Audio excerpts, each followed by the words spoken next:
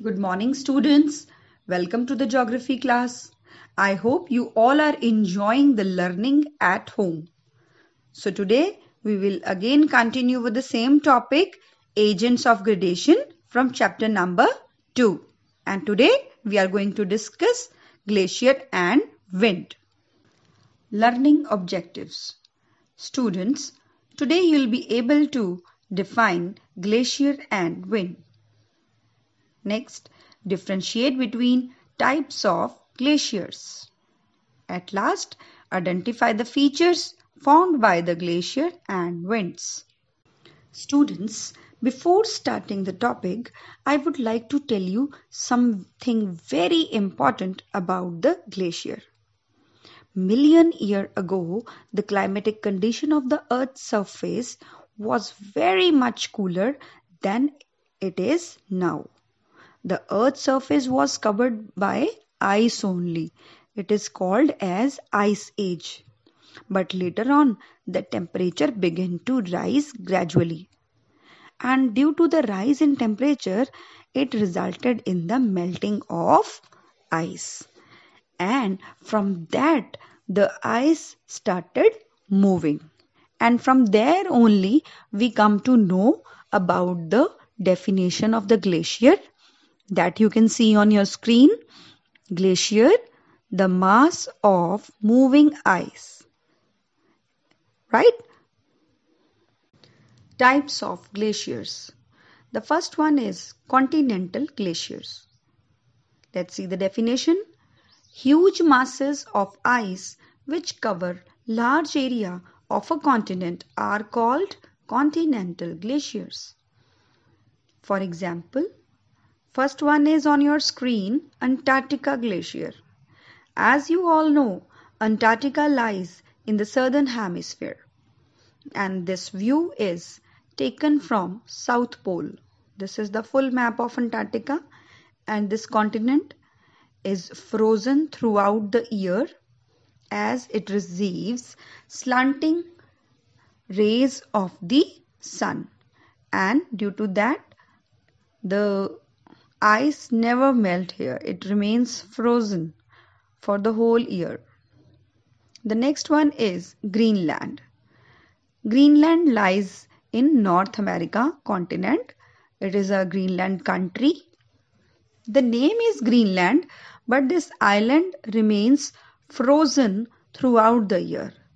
The summer period appear here for very short time, and actually you can't say summers. It is a spring season there, not exactly summer season. And as it remain white frozen throughout the year, so to attract the tourist, to attract the world towards this nation, they have made their name Greenland. Otherwise it is white frozen throughout the year. So it also receives slanting rays of the sun, and it is located above the Canada country, and it lies in northern hemisphere, quite near to North Pole, where the temperature remains frozen. Next comes mountain glaciers. Glacier which occupy small area over the mountain are called mountain glacier. For example, Siachen Glacier and Gangotri Glacier. As the name suggests, these are found only over the mountains. Siachen and Gangotri Glacier, found in Himalayan region of India. So you must be wondering how India is having glaciers. So I'll tell you the reason. The Himalayan ranges are very high. They are the highest mountain ranges of the world. So, as we move higher, the temperature goes on decreasing. At the height of 165 meter, 1 degree Celsius temperature decreases. So, you can imagine that all your hill stations, Shimla, McLeodganj, Dalhousie, Nainital, they are located at a great height. And the reason is that they are so cool and chilled. So when we face the summer in the northern plain, we all rush to the hill stations. Why?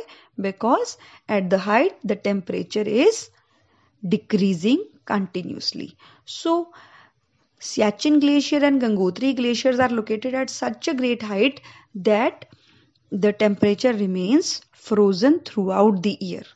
So you can see in the picture Indian Army, which is protecting the boundary of Siachen Glacier, and they are doing yoga over there. The next pic is Gangotri Glacier, and you can see a river area here, and I'll tell you that this is the place from where river Ganga origins. It is the source of Ganga river. The next agent of gradation is wind.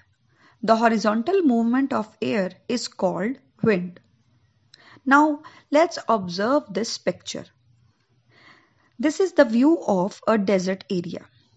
Now these areas are very much prone to the strong wind action as they do not have much vegetation and it does not receive much rainfall. The rainfall over here is very less, and due to that the strong winds blow away the sand and make very unique features by eroding or by doing depositional work by the wind. Let's observe the picture sand dunes. This feature is formed by the wind in the desert region. The strong wind has the capacity to carry the sand from one area to another. The wind deposits the material in the newer place whenever it slows down its speed, and there it forms various types of sand dunes. Let's see another picture from the desert region. It is mushroom rock. The strong wind has the capacity to rub and scrape the rocks, which results in the strange shaped rocks. You can see these two pictures which are showing the mushroom rocks.